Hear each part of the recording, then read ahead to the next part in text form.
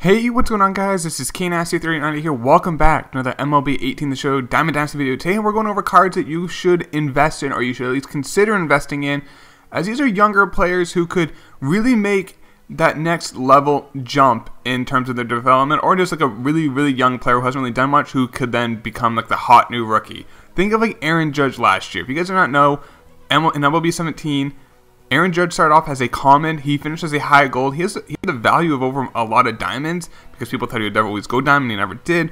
But that's what can happen with dynamic ratings. People's overalls can change based on their performance, either good or bad. Now, we will be doing roster predictions every week once the rosters start changing. I'll be doing those for you guys. But right now, these are just cards you might want to invest in. And if you pull them, maybe hang on to them. You never know. They might go up in overall. Let's go take a look at some players that I think you should look into. And also, guys, before we go any further, I do just want to say this is only for cards who are currently in the game. So any prospects who we know will get called up, but they are not called up yet, they are not included. This is only for players who are already in the game that you can buy right now if you want them. But let's start it off with Andrew Benintendi. Benny Biceps. Don't call me biased. I am a Red Sox fan, but everyone knows that he was a highly touted prospect, number 7 overall pick a few years ago. The thing with him that makes me think he can go up in overall is he kind of can do almost everything. The only weakness he really has is power versus left-hand pitching. But like if he just hits for a little bit, and I think his fielding should be a little higher. I mean, it's gold, so I guess that's pretty fair. But if he just hits a little bit because of his gold fielding, his overall should jump up pretty easily. It's kind of like if you look at like Mookie Betts. I'll do that right now, for example. If you look at Mookie Betts, he's a diamond, but other than clutch, he really doesn't have anything that really stands out. But it's because he just does everything so well that he's a really good diamond card. I'm not sure if Benintendi can go diamond. That might be pushing it, maybe an 85. But a high gold, I could easily see that for Benintendi because he just does everything so well. Next up, we have Rafael Devers, another Red Sox. I know. But I looked at this card and I know he has light tower power. Ask Chapman. But 62 and 56 power, I think, is really low, and I think there's a lot of room for growth in that if he does hit for power, I mean, people think he could hit 25, 30 home runs. That's like a 75, 80 power player. So if that happens, he could go to a low gold, maybe a medium gold. I don't know, and him being a Red Sox, it's like a Red Sox, Yankee, Dodger cards, usually Cub cards, usually sell for more because there's a lot of those fans who want their cards. Devers, if he starts doing well, he's going to be a hot commodity. Now, his fielding's never going to be great, so that may hold him back from, like, I think, ever being a diamond this year, unless he just hits 50 home runs. But I still think, like I said, because he's a Red Sox, there's going to be value in that, and I think his power is too low right now. I think they were generous with the contact, I'll say that. I just think the power itself is too low, and there's room for growth in that. Now we are going to the New York Yankees. We got Miguel Andújar. I still am learning the way to say his name. I'm probably going to remember it because he's probably going to kill my Red Sox. Young player, 23 years old. He may be the starting third baseman. Coming out of camp, I'm not entirely sure yet, but he may start the year in the minors. But he does have a card, so we can use him. But he may get called up. I mean, the dude can hit, and they don't really reflect it in his ratings here. He's only a common. I think he could be a silver. I'm not sure he could go gold. I mean, maybe he could. Like I said, did anyone think Aaron Judge was going to go gold last year? High gold? No, but this, like I said, like I mentioned before with Devers and like Benintendi, Red Sox and Yankee cards sell. If he gets hot, he will sell for a lot. So it's just the name himself. So if you have these cards, don't quick sell. I know you can quick sell comments out. Don't quick sell them. Hang on to them. He may get a hot for a couple weeks, and before his overall even changes, he may sell for a couple thousand stubs. You never know. So keep that in mind, guys. With, like I said, those big name teams. Next up here is Lucas Giolito. Now his jersey on the card is the Nationals. He's a White Sox. He was part of the Adam Eaton trade. He was former, not number 1 overall prospect, the number 1 overall pitching prospect in baseball. He's recovering from injuries. He's still only 23. He does throw really hard. He throws 95. I mean, he can't in real life get up to like 97, 98. He has a great curveball, a great movement on it. And I just trust White Sox pitchers because of their pitching coach, Don Cooper. He can turn anyone into a really good pitcher. And if he has someone with a great talent like Giolito, I think he can be a star. I think Lucas Giolito could be a top 5 pitcher in baseball. This year, no, but maybe he can turn into like a high silver, low gold, and then in a year or two from now it could be, but that wouldn't affect this year's game. But I just have a lot of faith in the talent, and I have a lot of faith in the coaching at the White Sox. So I could easily see him doing really well this year, and the young player going up. And the thing with the White Sox, they only have a couple golds, so that would increase his value for doing the collection because they don't have diamonds making the collection expensive. So if Giolito starts doing well, he could be an expensive. Now another young White Sox player who I'm not super high on, but I did do a stream last night, and you guys did mention him. I do stream on Twitch. I'll have a link to that down in the description below if you ever want to come and chat and say hi, is Yoan Moncada. Now, his at-bats have been poor last year. And I guess in the spring, I don't care about spring though, so I'm not going to even mention it. But the thing with him, I have no problem when people strike out. I have a problem though when you have bad at-bats, you strike out. You strike out on 3 pitches, you strike out on 4 pitches, and you swing at balls all the time, and you take strikes. Like, I feel like that's kind of Moncada. He is maybe the best athlete in baseball other than Mike Trout. Like, athletically, maybe he's even more athletic than Mike Trout. Mike Trout's obviously a better baseball player, but just as being an athlete, like, you just like strength and speed, he's got it all. If he can hit, there's room here because his fielding is silver, his hitting is, as you can see, is common. If he can get his hitting to silver or even gold, then he could be almost a diamond. Like, there's so much room in the growth for that. I'm not sure if he can do it, but if he does, that can happen. So that's why I did want to put his name on the list. Next up here, we have Mike Clevinger for the Cleveland Indians. Now, he kind of came out of nowhere. He was 26 last year in his second year in the bigs, and he posted a low 3 ERA. And I know he's 27 now, but he does pitch really well. So maybe he's just a little bit of a late bloomer, like Aaron Judge was. So maybe he can get up to like a low gold. Now, the thing with Clevinger and the Indians is they have so many good players. He may not sell for a lot in the future because there's so many, like, they got like I think 3 or 4 diamonds. So if you're like worried about the team collection, that may like prevent it. But I do think he's gonna have a good year, and I think he'll go. I could easily see him going gold. I really do. So if you want a pitcher, just kind of hang on to it and just see what happens. Mike Clevinger, I do like his stuff though. Now here we have the Tigers' best young pitcher right now, Michael Fulmer. He was part of the Cespedes trade and he got from the Mets. Now he's a really good pitcher. He's got a fastball, slider, changeup combo. He's only 25, but he's been in the bigs for a few years. He throws hard. He kind of struggled last year, but his ERA was still south of 4. After being almost like at 3 the year before that. I think he kind of goes back to what he was 2 years ago. I expect him to go gold.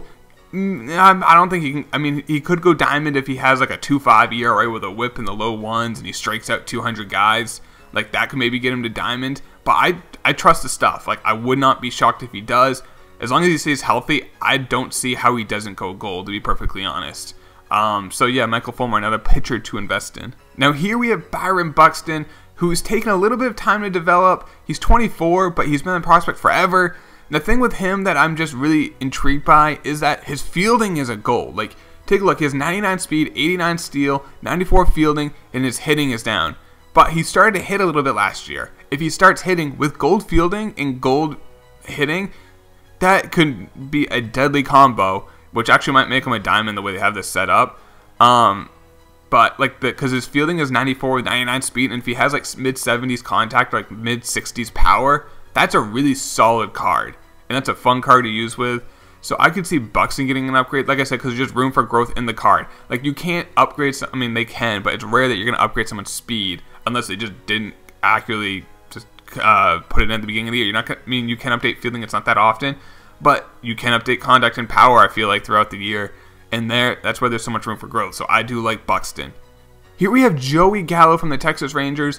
Now, if you want to talk about just like power, Joey Gallo might be just has the most power that you don't even hear about. He had over 40 home runs last year. He's only 24.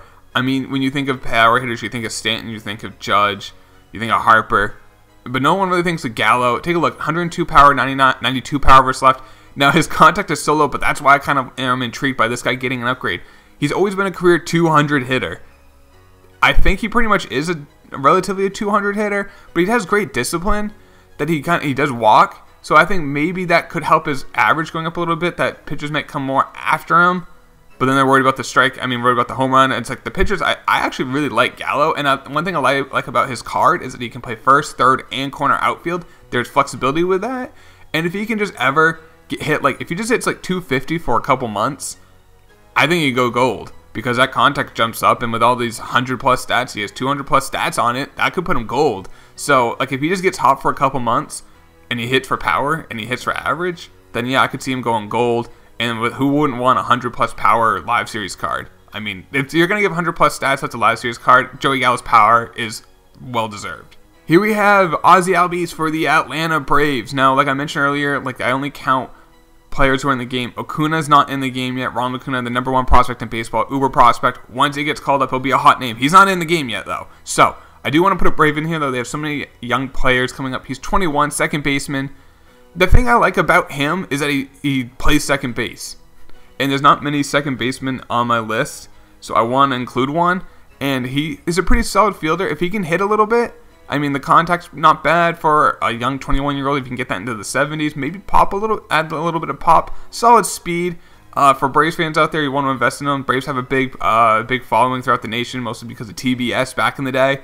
But yeah, Ozzie Albies, I could easily see get upgraded, and he's only 21. But the thing with him is he's so young, I could easily see him going the other way and kind of struggle. But it doesn't hurt to hang on to him and see what happens.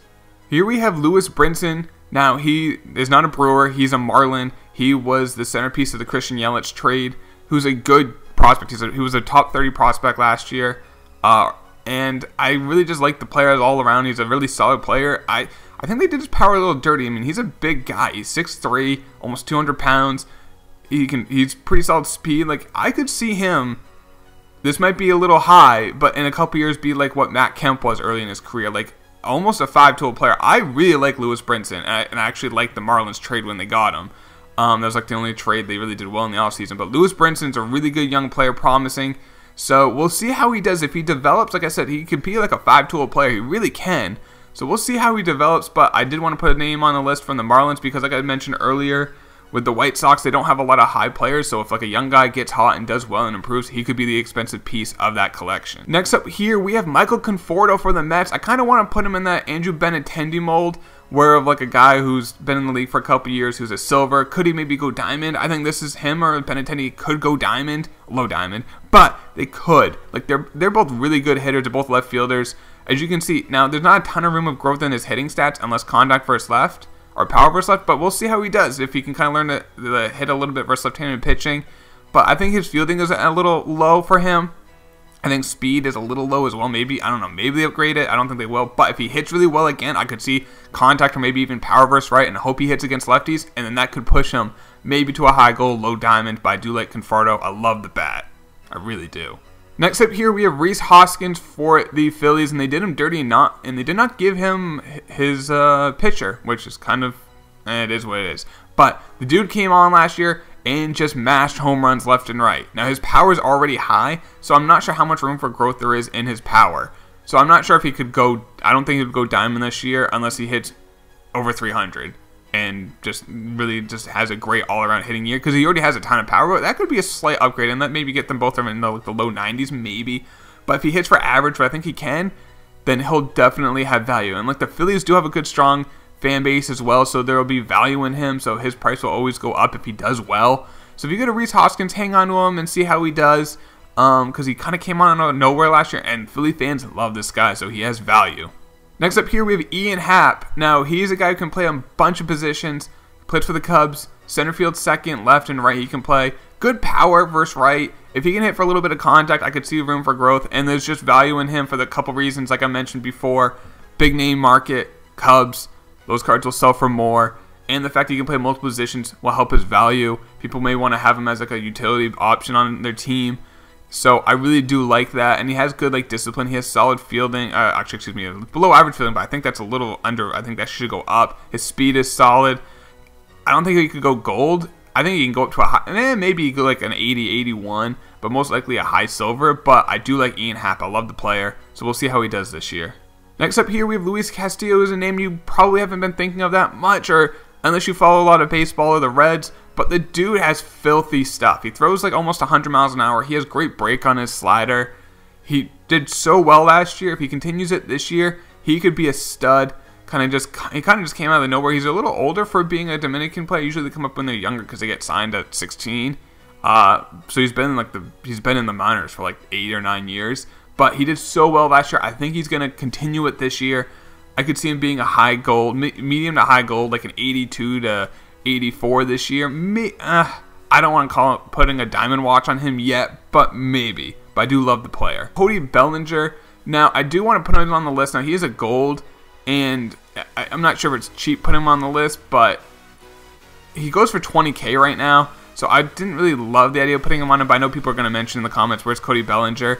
If he goes diamond, there'd be value there because of the name himself, and he's a Dodger. But it's going to be hard for him to. He's going to have to hit for average because I think the power is pretty fair. Maybe a little go up a little bit. The fielding, I think, is relatively fair. Like, I actually think the card's pretty well rated.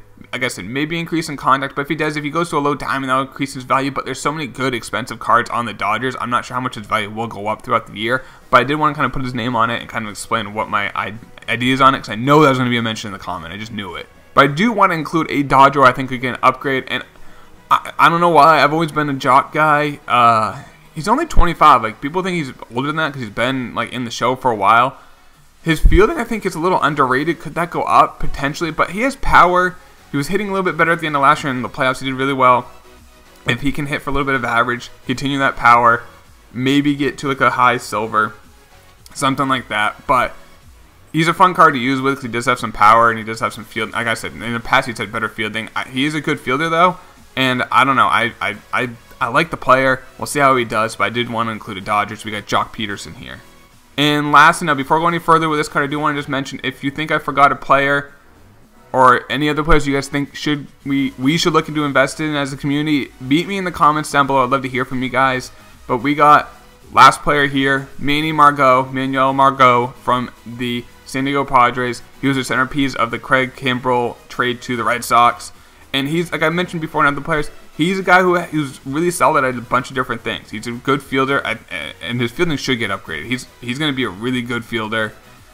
He can hit for average. He's not going to be a huge power guy, but maybe if he hits for some doubles, maybe increase that power and increase that contact. I could see him maybe being like a low gold. And with the Padres, like I mentioned with other teams, not having any dimes, not having a lot of high golds, that could increase his value for having to do the collection. So I think he's a name to watch to go gold throughout the year. But there it is, guys. Those are players I think you guys should invest in. Like I said, if you think I missed out on anyone, please meet me in the comments down below. If you are new to the channel, hit that subscribe button. And then if you like this video, drop a like on it. I'll talk to you later, boys. Take it easy. Peace.